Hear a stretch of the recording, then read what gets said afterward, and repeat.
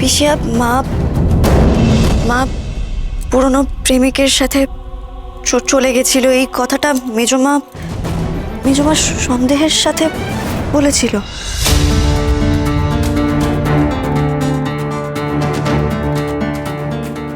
না না, কথা মেজ বৌদি কথাটা এমন ভাবেই বলেছিল যাতে বাড়ির সবাই বিশ্বাস করে কথাটার উপর যে বড় বৌদি তার প্রেমিকের সাথে পালিয়ে গেছে। কিন্তু এই সব কিছু নিয়ে না আমার কেমন যেন গুলিয়ে যায় জানো কথা। কারণ আগে সবকিছু অন্যরকম ছিল, বিশ্বাস করো।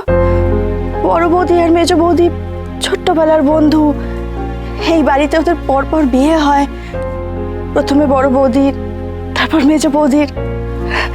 জানো তো, বড় বৌদি মেজ বৌদি আমি কত মজা করতাম বাড়িতে।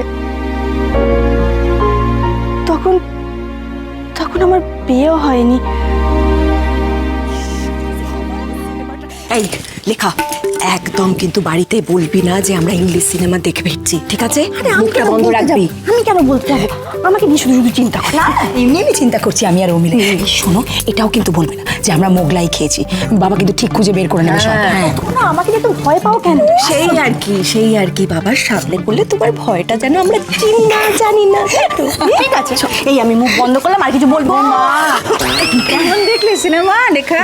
কেমন দেখলি? আমি হ্যাঁ দেখলাম, দারুণ নাম, ট্রু লাভ। ট্রু না বাবা, ত্রিকালজ্ঞ। হ্যাঁ, ত্রিকালজ্ঞ। কি ভক্তিমূলক সিনেমা বাবা।